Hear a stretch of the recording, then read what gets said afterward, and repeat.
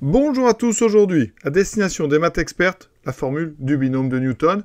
On va la rappeler et on va l'appliquer pour a plus b puissance 6. Le binôme de Newton, c'est cette fameuse formule qui permet de développer directement a plus b puissance n avec a et b deux réels et n une puissance entière naturelle. Donc ça, il faut savoir que c'est la somme pour k allant de 0 à n des coefficients binomiaux k parmi n, les coefficients binomiaux, a puissance, donc k, b puissance n moins k. D'accord?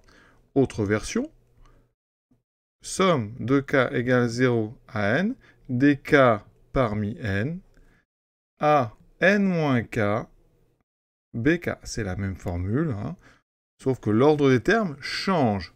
Donc on va tout de suite l'appliquer pour a plus b puissance 6, et je vais en profiter pour vous rappeler comment on calcule grâce au triangle de Pascal les coefficients binomiaux pour des valeurs de n assez petites. Appliquons donc ceci pour n égale 6. J'obtiens a plus b puissance 6, et donc égal à la somme pour k entier de 0 à 6, k parmi 6, a puissance 6 moins k, b puissance k. Donc ça, c'est avec des symboles. Maintenant, sans le symbole somme, ça donne quoi? Premier terme, je remplace k par 0. J'obtiens 0 parmi 6, a 6, b 0. Ensuite, j'obtiens 1 parmi 6, je remplace maintenant k par 1, a 5, b 1. Vous voyez, à chaque fois, la puissance de a va diminuer, la puissance de b va augmenter. Et ici, mes coefficients binomiaux, là maintenant, j'ai 2 parmi 6, a 4, vous voyez, ça a diminué, b 2, plus 3 parmi 6, A 3, B 3. C'est souvent assez long, donc il faut prévoir un petit peu de place. Donc sur une feuille, il faut partir bien à gauche. Ici, je vais continuer là. Donc plus 4 parmi 6, A, vous voyez maintenant A2, B4. C'est important de comprendre que la somme ici des exposants vaut toujours la valeur de n, donc 6 pour notre exemple. Plus 5 parmi 6, A1, B 5. Et enfin, le dernier terme, 6 parmi 6, A0, B6. Et maintenant, on va simplifier tout ça en calculant, donc en simplifiant les puissances qui sont inutiles, par exemple B0 et A0. Ensuite, on va calculer, grâce au triangle de Pascal, les coefficients binomiaux qui sont ici.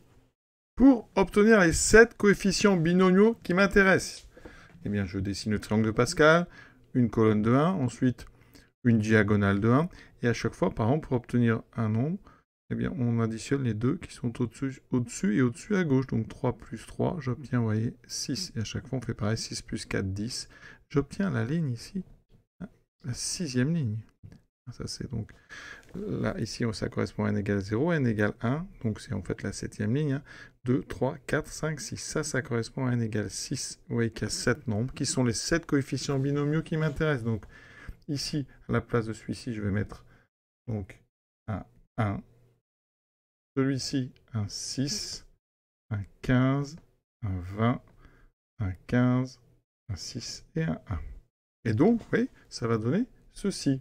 Donc, A6, ici, on va mettre B0 vaut 1, donc on ne l'écrit plus, plus 6 fois A5B, on n'écrit pas B1 mais B, plus 15 A4B2, plus 20 A3B3, d'accord, plus, donc ici 15 A2B4, il me reste deux termes, donc plus 6A1, donc 6AB5, et le dernier terme, donc plus B6. Alors ça a l'air bien compliqué, mais par exemple, si vous voulez développer x plus 1 puissance 6, ça veut dire que b vaudra 1, et donc ça simplifie tout. On aura x6, hein, a vaut x, plus 6x5, plus 15x4, avec les puissances de x diminuent, plus 20x3, plus 15x2, plus 6x, plus 1. Vous voyez que ici, les coefficients, on les voit apparaître devant les puissances de x qui diminuent progressivement. À très bientôt.